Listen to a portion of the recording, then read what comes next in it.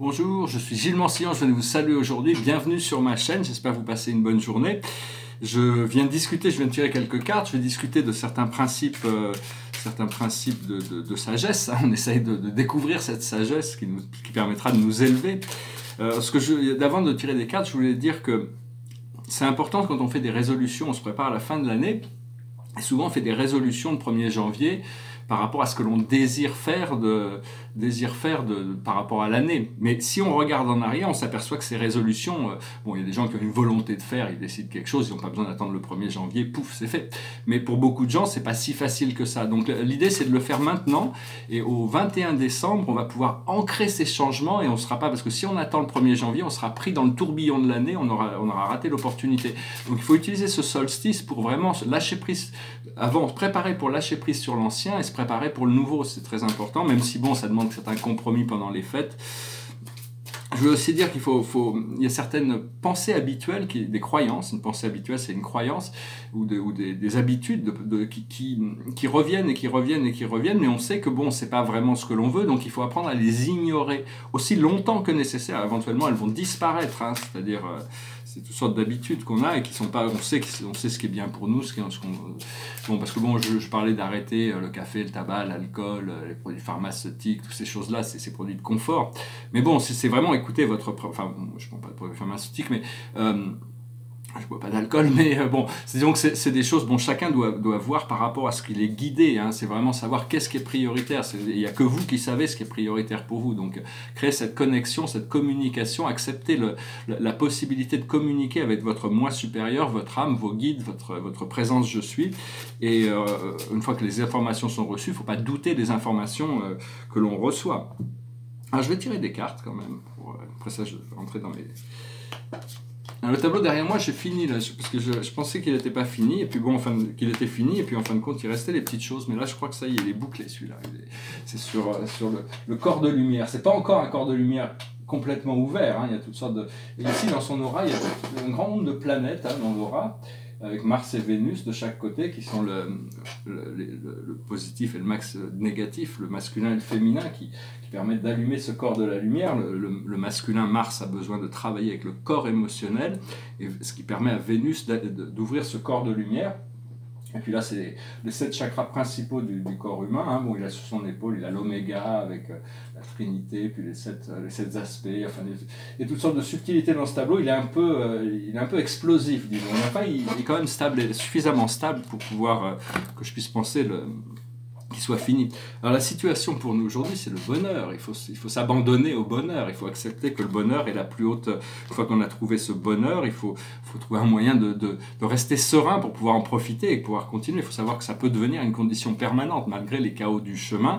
C'est toujours lâcher prise sur les problèmes. Au plus on arrive à lâcher prise sur les problèmes, au plus on peut revenir au centre. Parce que quand on est au centre, on est heureux. C'est quand on est décentré, quand on est sorti de nous-mêmes, sorti de notre centre, que l'on se sent déconnecté, parce qu'on doit se connecter à nous-mêmes, hein. Alors ce qui vient autour de la situation, c'est le repos. Alors le bonheur ici, on va saluer l'ange Seiya, la belle Seiya, on la remercie de nous assister dans notre découverte du bonheur.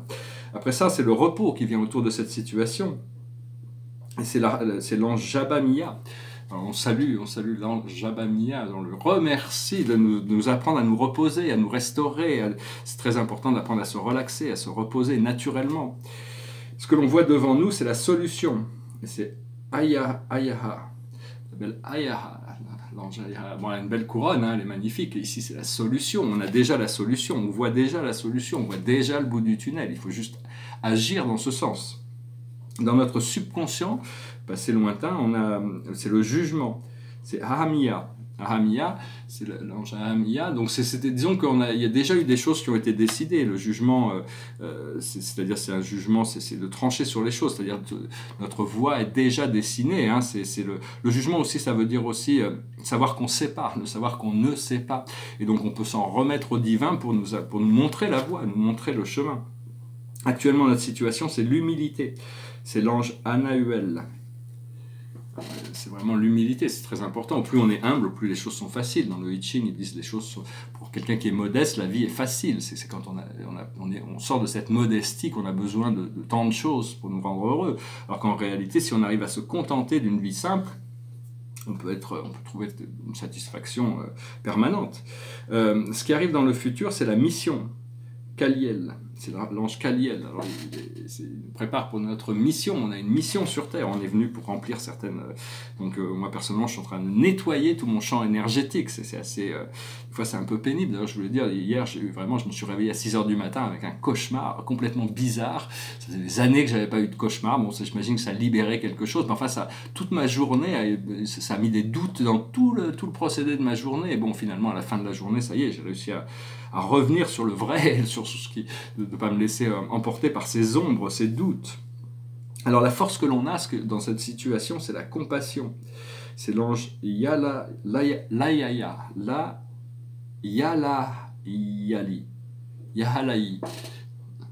Donc c'est vraiment la compassion, c'est l'habilité à s'aimer soi-même, c'est l'amour que l'on peut aussi donner, le service que l'on peut faire aux autres. C'est-à-dire que c'est les œuvres de bienfaisance, mais c'est aussi apprendre à s'aimer soi-même, c'est développer l'amour, aimer mieux, aimer plus, partager plus de la vie. Au fur et à mesure qu'on enlève c'est comme l'union, toutes ces voiles qui... après ça, ce qui vient du monde extérieur, qui nous entoure, c'est la potentialité. C'est l'ange Ashaïa. Ces anges sont des personnalités très personnelles, des êtres divins qui servent des fonctions qui sont toujours dans la lumière. Ils sont extrêmement associatifs, ils sont extrêmement collaboratifs, ils sont très intelligents. Les anges, ils sont très intelligents, ils ont beaucoup d'humour, ils sont très légers. Donc appelez vos anges déjà, ou appelez n'importe quel ange. De toute manière, le monde angélique est là en service. Et quand les anges sont là, les choses se passent toujours mieux. C'est-à-dire qu'on nous laisse développer nos propres volontés, mais quand c'est décidé d'en haut et que les anges s'occupent de quelque chose, les choses se passent. C'est eux c'est les mains de Dieu, quand même, les anges dans le monde invisible. Et enfin, ils sont beaucoup plus que ça. Mais bon, je dis, faut pas avoir peur de communiquer avec eux. Ils ont pas de jugement. Ils sont que amour et lumière. Après ça, dans notre émotion interne, nos peurs et nos craintes, on a la purification. C'est l'ange Sistaël. Alors bon, cette purification, des fois, c'est pas facile, mais c'est nécessaire. C'est-à-dire, on peut pas clarifier notre corps émotionnel si on ne clarifie pas notre corps physique. Même si notre conscience peut se libérer dans le monde matériel, l'émotion restera en désaccord tant que le corps physique n'a pas été. On ne s'est pas occupé de notre corps physique.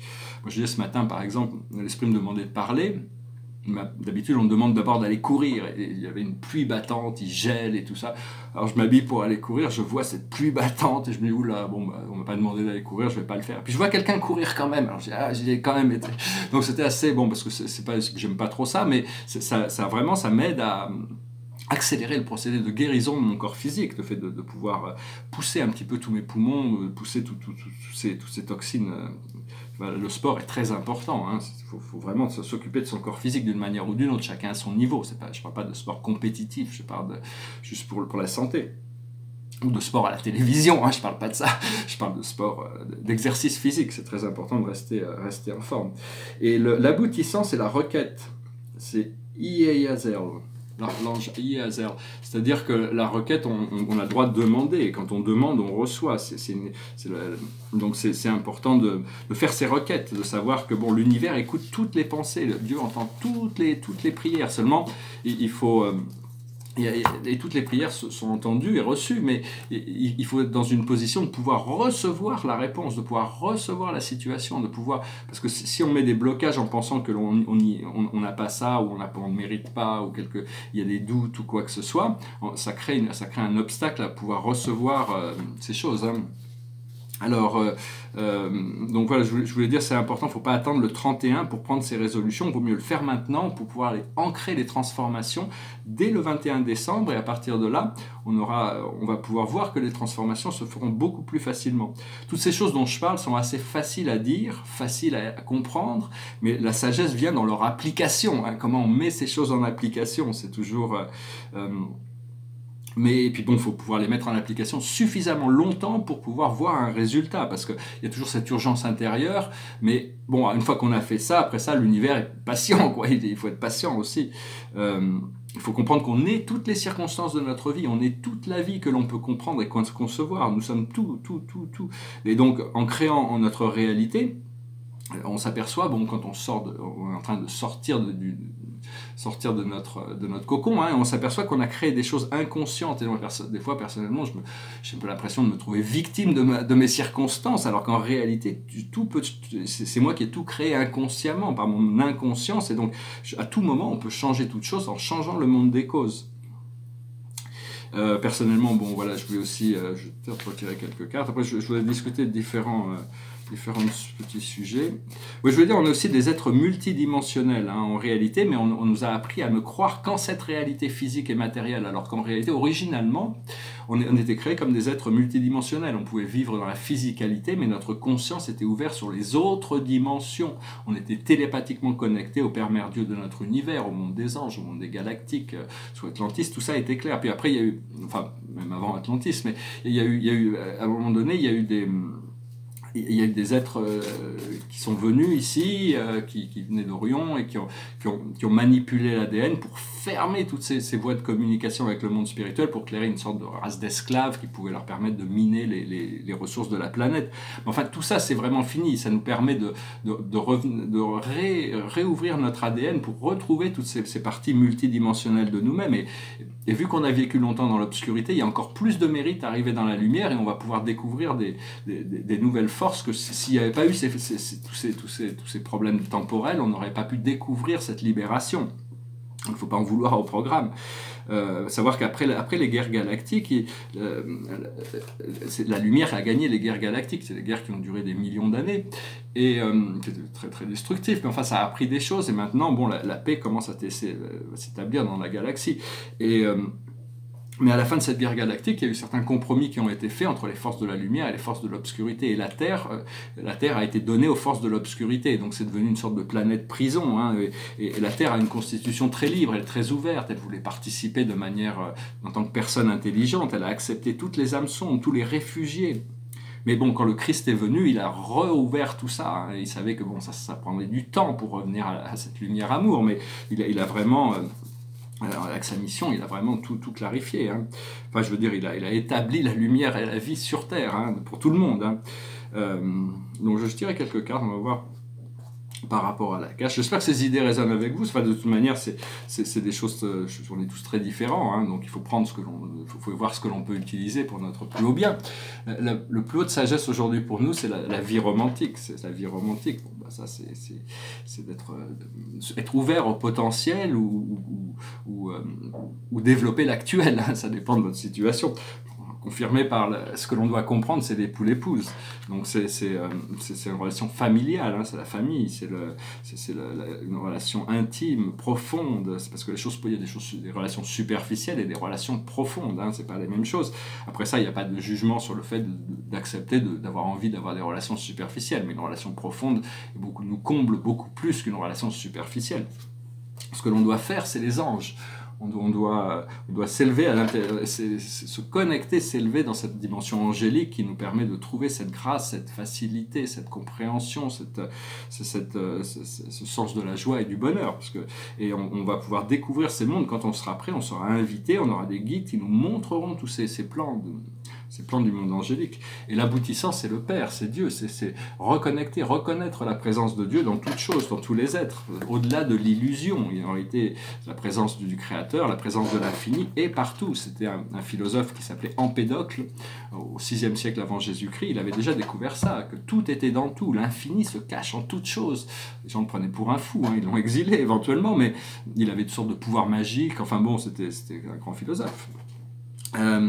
J'ai quelque chose de marrant qui s'est arrivé l'autre jour, parce que j'ai chanté il y a 2-3 jours, c'est une chanson de Michael Jackson sur We Are the World, sur ma vidéo en anglais. Et pendant ma méditation, j'ai vu là-haut, il y avait Michael il me levait son chapeau comme ça. J'ai trouvé ça sympa, parce que c'est quelqu'un avec qui j'ai eu de bons rapports. J'ai des rapports avec beaucoup de gens qui sont plus là, mais qui continuent à exister là-haut, bien sûr. Et donc j'ai trouvé ça assez sympa. Il était content que j'ai chanté une de ses chansons. Bon, personnellement, moi, ma mission, ma vie, c'est vendre de l'art. C'est a priori, bon, maintenant, je suis en train de la spiritualité, j'ai dû m'exiler en France par rapport à ma vie aux États-Unis, par rapport à des situations qui sont, bon, qui sont personnelles, mais vendre de l'art, de toute manière, dans le commerce de l'art, c'est quelque chose qui peut pas faire de mal. Hein. Parce qu'il y a toutes sortes de commerces qui peuvent faire du mal, mais l'art, c'est quelque chose, c'est un instrument de paix. Hein. Et la règle d'or, parce qu'on accumule des lois et des lois et des lois et des lois et des lois, des nouvelles lois, des nouvelles lois, des nouvelles lois, des nouvelles lois qui nous restreignent, parce que, mais il y en a beaucoup qui se contredisent, hein, donc il faut, à un moment donné, on va comprendre la règle d'or, on n'aura plus besoin de lois restrictives une fois qu'on comprend la règle d'or qui est ne pas faire de mal, ne pas nuire. Donc ça, c'est important de comprendre. Quand on ne nuit pas, on est en harmonie avec l'univers. Donc... ouais, je voulais dire aussi, quand je regarde le monde actuel, tout est sur le business, hein, dans le monde, les rapports c'est des rapports de force, c'est des sortes de bras de fer sur les échanges, des trades et des commerces. Mais dans un sens, c'est mieux ça que de faire la guerre physiquement, parce que quand on est obligé de faire du commerce avec un pays, on peut pas lui faire la guerre, sinon le commerce s'arrête. Donc c'est mieux de passer sur cette plateforme, même si bon, il y a besoin d'une responsabilisation pour passer du capitalisme sauvage, sans foi ni loi ni Dieu, à un capitalisme responsable. Hein. Je veux dire aussi, il faut pas accuser les riches il y a des riches qui sont criminels et qui ont obtenu leur argent criminellement, et donc on arrive à un moment où toutes ces choses vont remonter. Il y a toutes sortes le problème de l'éthique, et dans tous les médias, se commence à venir, tous les gens commencent à s'intéresser, toutes sortes de choses qui ressortent. Mais les gens qui ont obtenu une fortune parce qu'ils ont travaillé ou parce qu'ils l'ont hérité, c'est juste, ils ont le droit d'en profiter. L'idée, c'est pas de rendre tout le monde pauvre. L'idée, c'est de remonter tout le monde, de créer un système qui permet à tout le monde de s'enrichir spirituellement, matériellement, de se sentir prospère.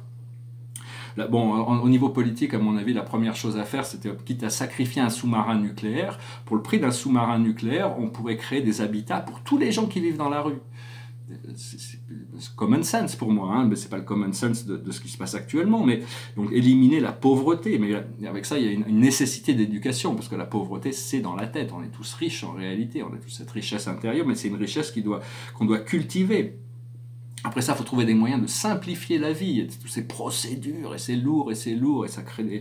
Donc, et vraiment, la concentration, ça doit être fait sans vouloir handicaper les gens qui ont réussi, mais c'est vraiment dans les classes moyennes, parce que le problème, c'est que les classes moyennes ont été massacrées par les lois oppressives des gouvernements après gouvernements.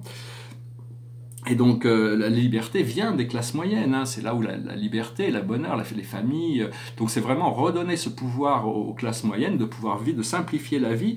Donc ça, c'est des nouvelles conditions qui vont être adaptées politiquement, je ne sais pas encore, mais il y a toujours des moyens, c'est juste une question de gestion, une question de compréhension. Parce que bon, il y a toutes sortes de révoltes populaires, comme vous le savez, dans toute la France, c'est les gilets jaunes, mais je crois que une autre raison pour ça, c'est que ça crée un lien social entre tous ces gens qui sentent qu'ils ont le même problème. Et donc ils ont envie de rester connectés entre eux, c'est une sorte de groupement familial un petit peu. Mais le problème, c'est que la majorité silencieuse n'est pas adressée, le bien commun n'est pas adressé. Il y a toujours parce que c'est une question de trouver un équilibre, hein, c'est l'idée de trouver un équilibre. Et savoir que bon, on nous a dirigés vers une ligne temporelle qui est artificielle, une sorte de cauchemar orwellien, où les gens sont conditionnés à croire que, bon, parce que si l'État profond crée le terrorisme, 90% c'est des gens c'est des choses qui ont été créées pour conditionner le peuple à accepter un état policier, hein. C'est pas des choses qui appellent par hasard ou des fous, ça peut arriver, mais il y a très très peu. Et tous les gens qui sont malheureusement affectés par ces choses horribles, qui sont cette violence, cette brutalité, il y a des accords d'âme qui ont été faits que bon, ça faisait partie de leur destinée, il n'y a pas le choix, et on retourne tous à la lumière, mais il faut savoir aussi que bon, pourquoi, la question c'est pourquoi on tue toujours les terroristes?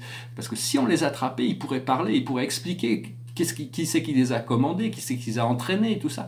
Mais jamais, hein, on les attrape jamais, on les fait jamais parler, hein, ça c'est clair, parce que si on les faisait parler, on saurait ce qui se passe vraiment. Mais enfin bon, c'est pas tout ça, ça fait partie du programme. Il faut pas, c'est assez triste d'ailleurs de voir qu'on doit passer par là. Hein. Parce que savoir que la planète est un être vivant, hein, c'est pas une chose que l'on doit consommer. Et partout où on voit, partout où on voit la nécessité, on doit envoyer cette lumière amour, hein, partout, partout où il y en a besoin. Il faut comprendre, bon, on vit dans une société qui est relativement primitive et on veut nous mettre des taxes pour le taxe carbone, pour nous dire que ça va changer le climat. C'est la Terre qui fait le climat, c'est pas l'homme. C'est des cycles qui sont beaucoup plus vastes et donc il n'y a pas de, on ne peut pas changer. Même, par contre, il faut arrêter notre dépendance du fuel fossile, des fossiles.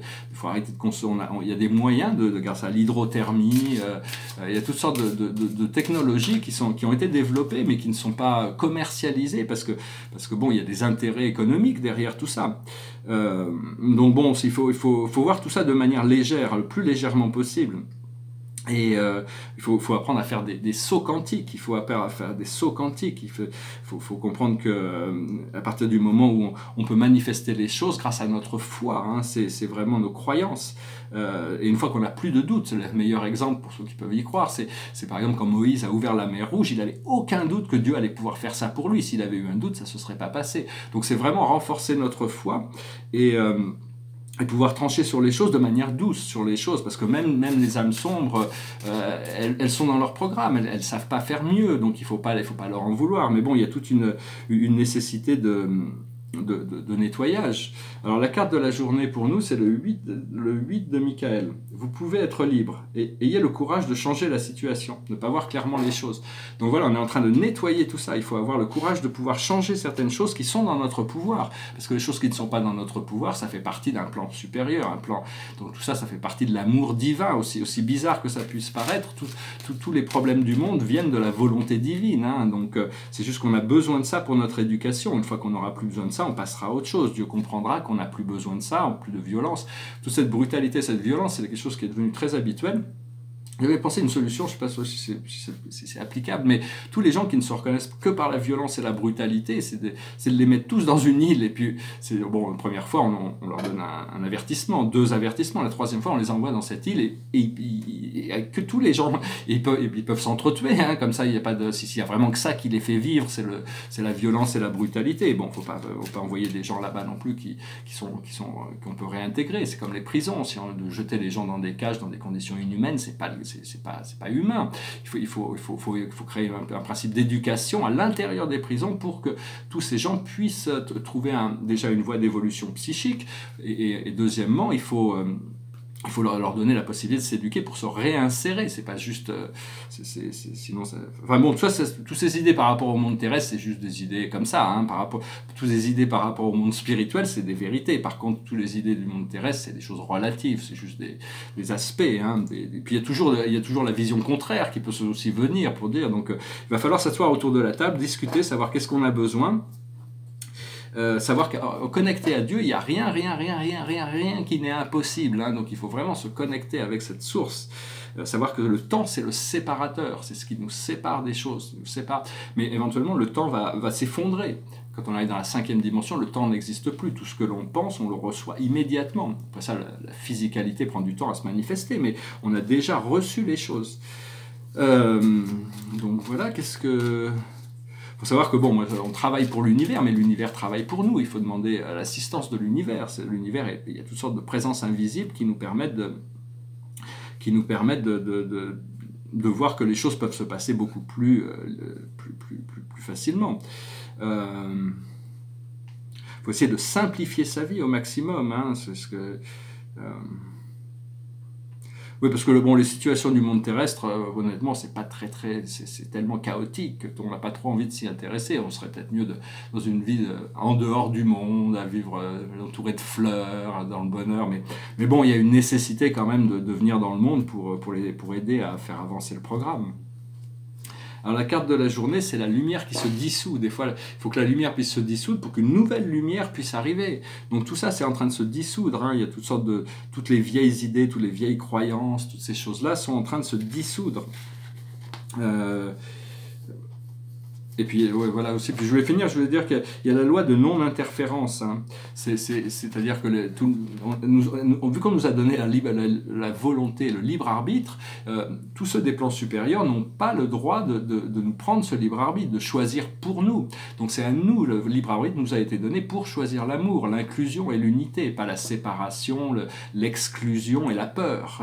Donc il faut vraiment se déconnecter, parce que même tous ceux qui créent ce programme qui est un peu sombre, ils sont pas conscients. S'ils étaient conscients, ils ne le feraient pas. Donc il ne faut pas leur en vouloir. Hein. Il faut savoir que bon, il y a un procédé d'évolution qui est en place et toutes les choses vont rentrer dans l'ordre, trouver l'équilibre. Hein. On va y arriver. Ouais, je vais finir avec une chanson. J'espère que ce message aura été intéressant pour vous. Je tire une carte avec les archanges. Non, je ne sais pas. Je peux faire ça avec la fin. Je sais pas si je vais... C'est une chanson qui me passait par la tête. C'est une chanson sur la difficulté des vies d'artistes. C'est pas facile d'être artiste. It goes like this. À 18 ans, j'ai quitté ma province, bien décidé à empoigner la vie. Le cœur léger et le bagage mince, j'étais certain de conquérir Paris. Chez le tailleur le plus chic, j'ai fait faire ce complet bleu qui était du dernier cri. Les photos, les chansons et les orchestrations ont eu raison de mes économies. Je me voyais déjà en haut de l'affiche, en 10 fois plus gros que n'importe qui, mon nom s'étalait. Je me voyais déjà adulé et riche, signant mes photos aux admirateurs qui se bousculaient. J'étais le plus grand des grands fantaisistes, faisant un succès si fort que les gens m'acclamaient debout. Je me voyais déjà cherchant dans ma liste celle qui pour le soir pourrait par faveur se pendre à mon cou. Mes traits ont vieilli bien sûr sous mon maquillage, mais la voix est là, le geste est précis et j'ai du ressort. Mon cœur s'est aigri un peu en prenant de l'âge, mais j'ai des idées, je connais mon métier et j'y crois encore. Rien que sous mes pieds, de sentir la scène, de voir devant moi un public assis, j'ai le cœur battant. On m'a pas aidé, je n'ai pas eu de veine, mais au fond de moi, je suis sûr au moins que j'ai du talent.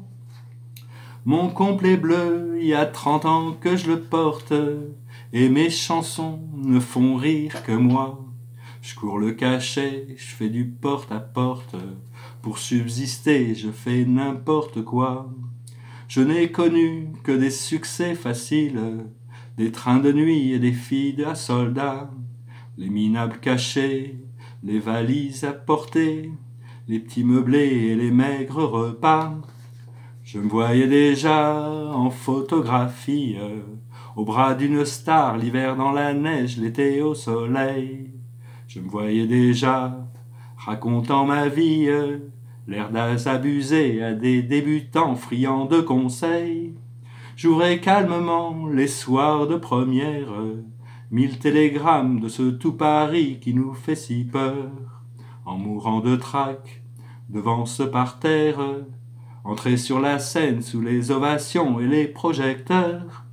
J'ai tout essayé pourtant, pour sortir du nombre. J'ai chanté l'amour, j'ai fait du comique et de la fantaisie. Si tout a raté pour moi, si je suis dans l'ombre, ce n'est pas ma faute mais celle du public qui n'a rien compris. On ne m'a jamais accordé ma chance, d'autres ont réussi avec peu de voix et beaucoup d'argent. Moi j'ai été trop pur ou trop en avance, mais un jour viendra, je leur montrerai que j'ai du talent. Voilà, c'est une très belle chanson de Charles Aznavour. Et je voulais dire, bon, j'ai toutes sortes des projets, il y a beaucoup d'incertitudes autour de tous ces projets, mais l'esprit me dit que tout va démarrer d'un coup. Quand ça va démarrer très fort. Il faut vraiment que je sois prêt parce que ça va vraiment bouger. Donc, j'espère pas faire d'interruption pendant les fêtes, je vais pouvoir continuer à communiquer. Mais enfin, si ça doit se passer, de toute manière, je suis sûr que je vous laisserai avec. De toute manière, je sais que bon, tous ceux qui écoutent ces vidéos sont déjà bien connectés avec leur présence Je suis. Alors, la carte de la journée, je ne sais pas si je l'ai tirée ou pas, c'est l'As de Raphaël. Expérience positive sur le plan... Ah non, j'en ai déjà tiré une, bah voilà, une de plus. C'est expérience positive sur le plan émotionnel. Vous serez comblé par une relation romantique, ce qui confirme les cartes de l'Akash. Laissez-vous guider par votre intuition.